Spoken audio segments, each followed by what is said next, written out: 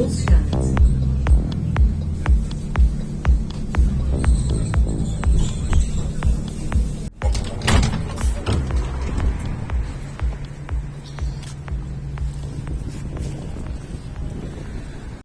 Okay, so welcome to a sunny day in Antwerp, a city in the north of Flanders, and kind of like the de facto capital city of the Flemish region. I'm here today to visit a particular football club, a football club that's really a battler, a survivor, one that seems to be successful no matter what, successful in surviving anyway, and that's the purple and white club of Antwerp, and that's Beerschot.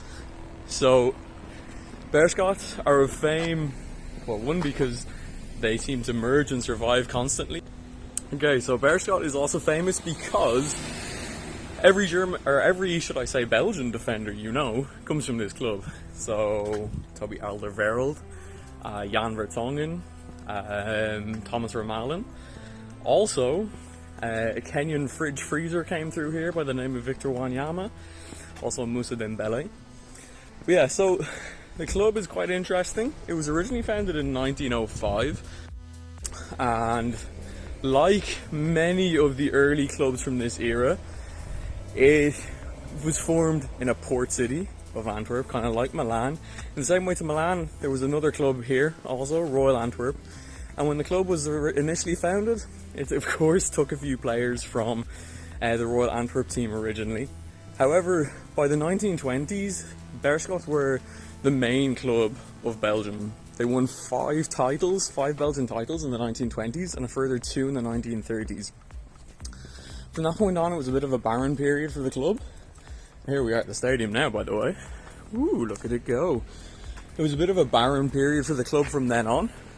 However, by the 1968, they got to a Belgian Cup final and lost. However, interestingly, it was the first ever penalty shootout in a Belgian Cup final. And by getting to the final, they finally qualified for their first official European tournament, which was the Fairs Cup at the time, one of those weird European tournaments that used to exist. They didn't do too successfully. However, by 1971, they won another Belgian Cup, which qualified them for Europe, and again they won in 1979 the Belgian Cup and again qualified. However, on both occasions they ended up playing Eastern European teams and losing. I think in 71 it was Eastern Europe at the time, German DDR or whatever it was called, and they played the Berlin club, whose name has escaped my mind, whoops. And then in 1979 they lost to Rijeka.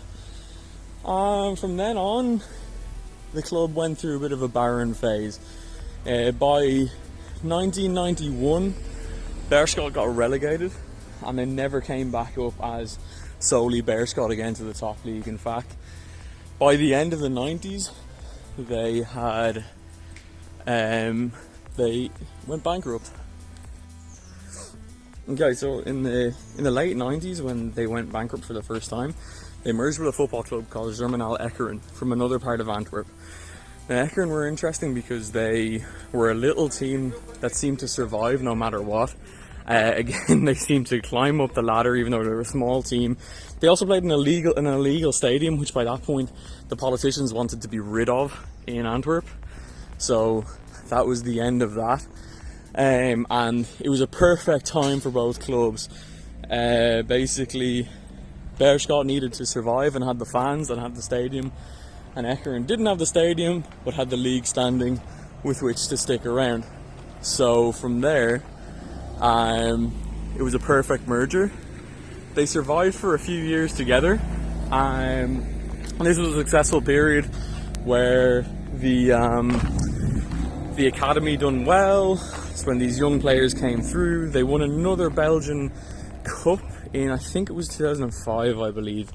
And then from that point on, things slowly turned sour again, ran out of money, and it required another merger to survive with FC Wilrijk, who then were a 5th tier team, and then Beerschot, with all their fans in this big stadium, climbed from the 5th tier all the way back up again.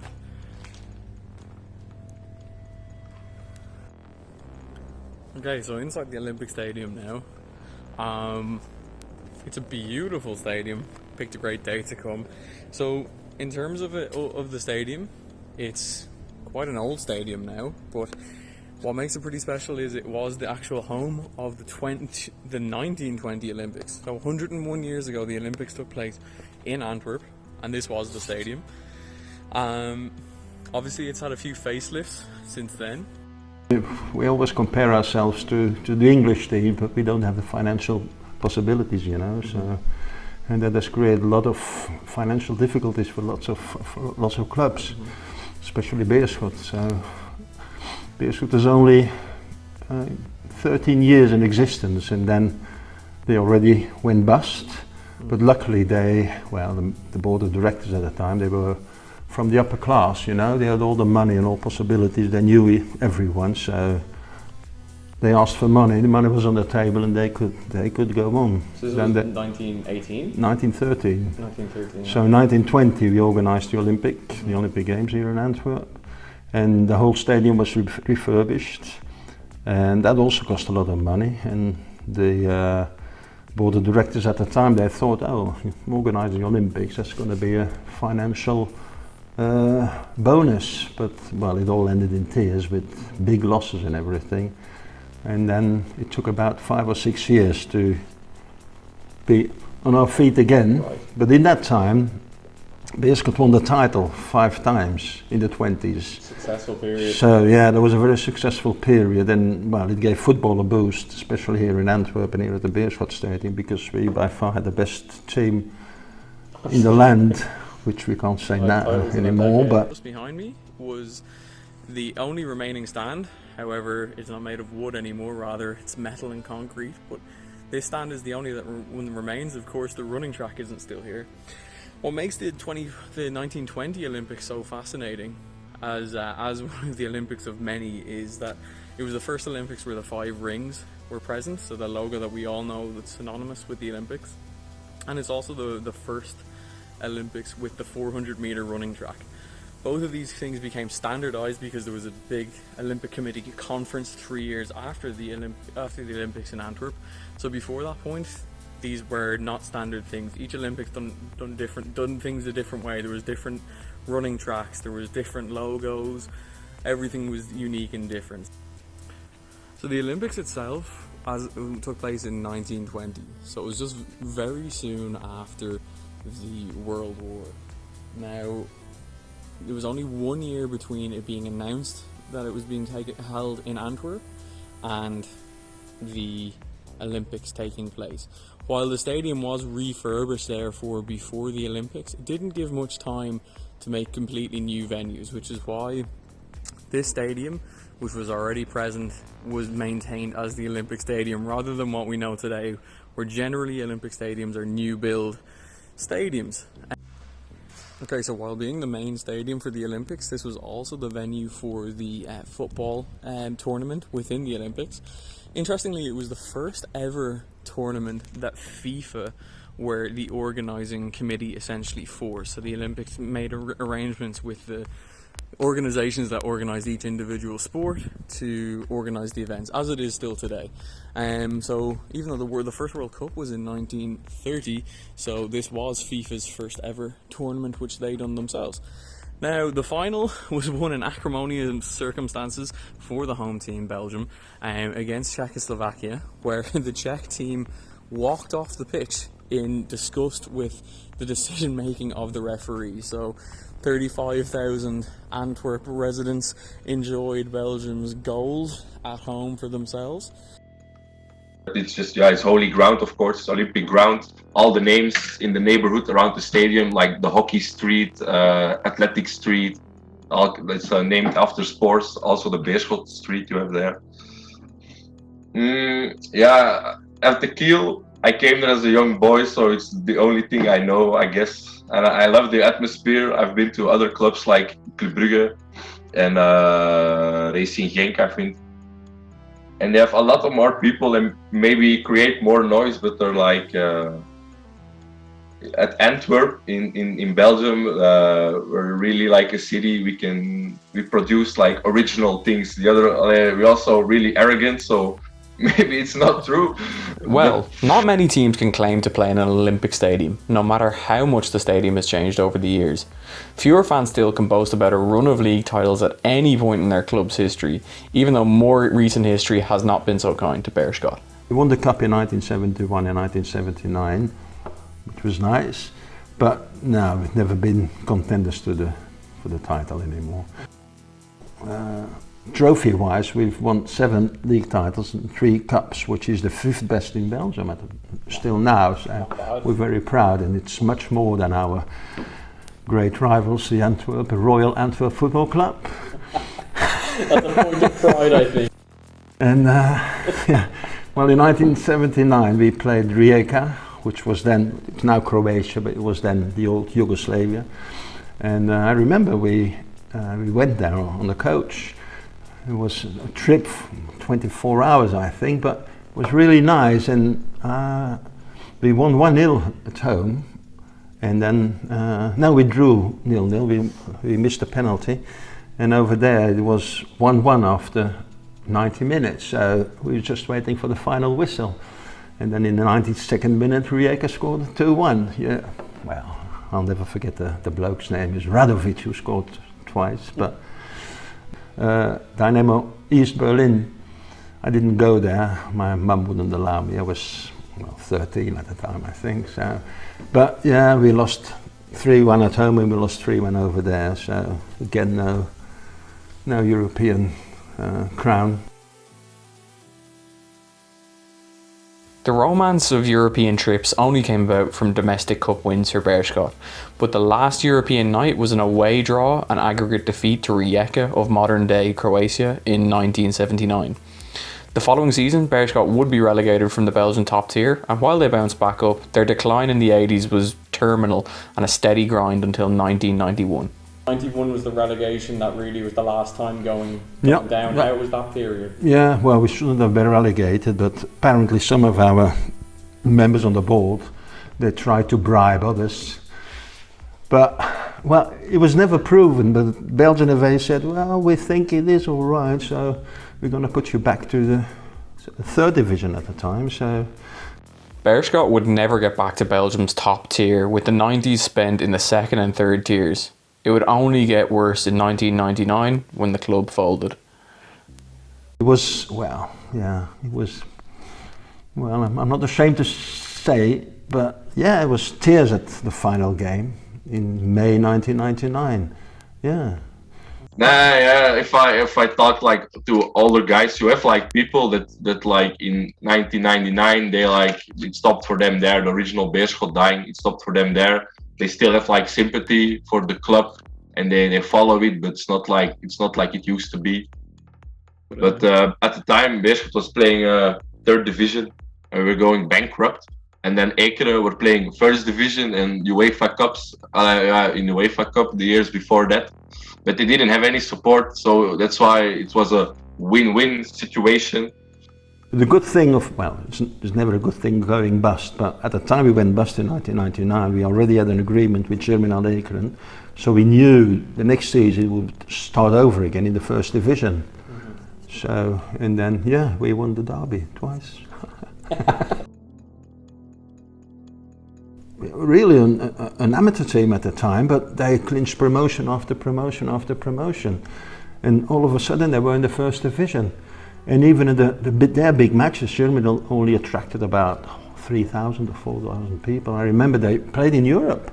Yeah. They played Celtic. In 91, I think. Yeah, they played Celtic. And then, yeah, they took over the Kiel, and they then... Germinal Ekeren came with their team to the Kiel, and Beerschot were back in 1st division, but yeah, it were Beerschot fans, all the Ekeren fans. I think you have like 2 guys in the stadium that still wear like Ekeren scarves, but you don't see that. You really don't see that. It's all Beerschot fans. It could be said that the Kiel Stadium saved Beerschot in 1999. Germinal Ekeren Stadium was set by the city administration for demolition, so Germinal Ekeren needed a new home. Beerschot needed financial support but had the stadium and the fan base. In the club's darkest hour, a solution was found, and steady foundations were re-established in the form of the merged Germinal Beerschot. A few years later, the silverware also finally returned. In the end, they saved us and we saved them. It was good in 2005 because then we won the cup again as Sheriff Beerschot, which was Club Brugge. against Club Brugge, 2-1. We were already certain to play European football then because Brugge had won the title the week before that.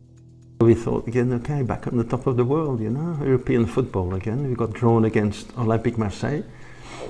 Yeah, we played 0-0 here, so we went with a 0-0 to Stade Velodrome, and we drew 0-0 as well. In the last minute of the game, we had a Turkish player at the time, and he got a chance, and he missed it. So it was extra times. Went to extra times. It was 0-0, so penalties. In the end, we lost, but well, we scared them. In 2008, new ownership came into the club. Less high roller, but a lot more delusional. Oh really, Mr. Van Oppen? Yeah. Can you tell me about that whole period of time? He was up in the air all the time, you know what I mean? He had lovely plans. Honestly, I've never met a man who could, when he was talking to you, you believed what he said, you know?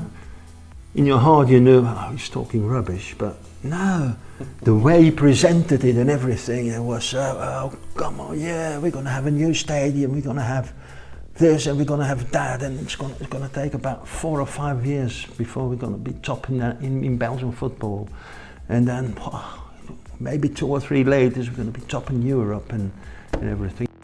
But that season, yeah, everything that could have gone wrong went wrong, man. The crazy guy from Leuven, he just came in the club with no background of Beerschot or anything. He just wanted to have a football club. And he had this big arrogance about him. And first, like the fans, I think they quite liked it. He sounded a bit like an Antwerp, was like somebody from Antwerp, like really arrogant, but bit funny, not too serious. But he said like really strange things. He said like, but in Dutch, how to say it in English? The new board of directors is me, and me. Something, yeah, such things. And then everybody said like, okay. He went in a purple bear costume. He went on like the main square of Antwerp to make a point to show the new logo. Started rebuilding the stadium with all those purple and white seats. Now, that was his creation, but he never paid it, I think. But the firm who put the things in there, they said, well, it's going to cost us more money to take them away again, so they left it. But when we went into the offices then, and there was phone calls, that was after 1.5 years already, and most of the phone calls were for the man who keeps the finances, you know. The fans were really angry, there were protests and everything. Then people went to Patrick Van Oppen, his house. He let the people in, but I think I have respect for that. They have a talk. But he was real good in talking, I guess, because he persuaded some fans that there's still going to be some money, and he was just looking for investors everywhere. And at the end, there was no money, and Beerschot didn't get a license to play professional football, and we had to find another club to get a fusion, and people worked their ass off to get a fusion going. Yeah, that was, and again we were the laughing stock of everyone else. And like, oh look, they've survived 13 years, and they're gone bust again. 3 months later we played football again under the new name, Beerschot V.A, and we started from scratch in the first provincial division of Antwerp, which is the 5th tier in Belgian football. Once again, Beerschot refused to die, and deep in the bowels of the Belgian amateur league system, the climb was on to reach the top again. And normally matches in the first provincial division in Antwerp, they are played 200 people or 250 people. So our first game was a home game against Ternesse, and we had 8,500 people into the stadium, which was that was an incredible season, because teams who came and played Beerschot, we normally played on the Saturday night at 8 o'clock. They arrived at 5 o'clock and they walked around and they took pictures and then selfies with, oh look, we're playing at Beerschot tonight. And I remember saying to all my friends as well at the time, so just take it all in, because these are going to be the nicest seasons we're going to have with Beerschot. No matter whether we played in the 4th division or in the amateur league in 3rd division later, but when you look back at it, it was really, gives you goosebumps, you know. Yeah, I was at that game. It was a very nice experience. We're still debating on who scored the goal, because we don't know if the striker touched the cross. We don't know, but it was, everybody was already standing next to the pitch to run on it anyway, because we were already promoted. And then the goal came after, and if you watch the highlights, you can see the other team almost scores 30 seconds before it, and we score with the shame of a goal. But crazy party at the stadium.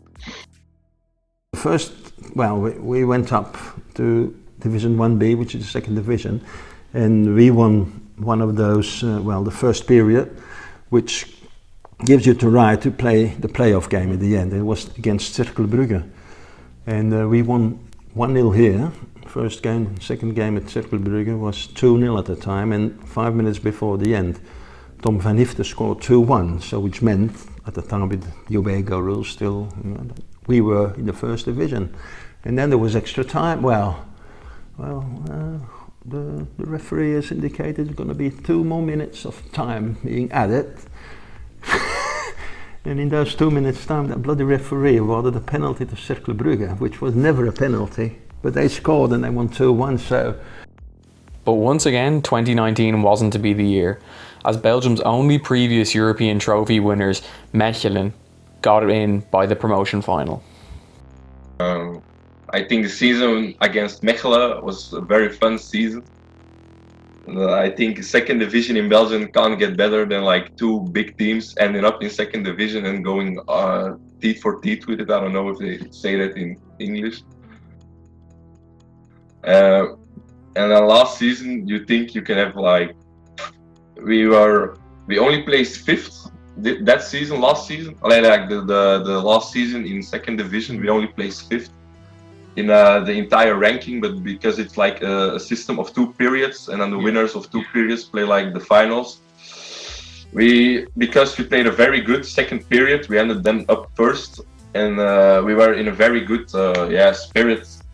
Then the promotion final came the next week when the last game was played of the second round of the competition. So we were still in the spirit of winning the last game. And then we won the first game 1-0, Olympisch Stadion. Very nice, top atmosphere, sold out, I think. 1-0, we should have had 4 goals. I don't know if you saw the highlights. We won 1-0. Then COVID came. Very strange story. Then the game was postponed for a couple of months. The biggest shame was we couldn't have a party. But then the weekends before the match, I have to think, they announced that the year after that they were going with 18 teams in 1st division instead of 16. So we and Leuven were already promoted before the 2nd match was even played. So the hype about the 2nd game was it was gone. And if I can recall, I think the bars were closed at that time. I watched it at a friend's house, so I can't. So we didn't even we drank some beers and all that, but nothing too special. Nothing as crazy as it was. We made our way up again until last season when we clinched promotion to the 1st division again. And look, we survived every time. So that's. But also, I have to add that's thanks to our fans who are the soul of the club, really, because we didn't have anything anymore in 2013. So we didn't have a board of directors, we had no money, we had nothing, just the fans survived. And they took the initiative to start all over again and get football back here in the Olympic Stadium. After 3 weeks, Beerschot were top of the first division, top of the league. Wow. But so we had a good season. There was, well, it went pear-shaped after New Year. But in the end, we finished 9th, which is a very decent result. It's better than we anticipated. Just because of the whole situation, we just wanted to stay up. But now the second season, we six matches old now. The season is, and we got just a 1 point, which is it's not a bit disappointing. While the 2020-2021 season was a success by the fact of survival, 21-22 was rough to say the least. Beerschot ended the season in the relegation zone and are back in the second division this season. One thing though that is inevitable, this club can only ever bounce back.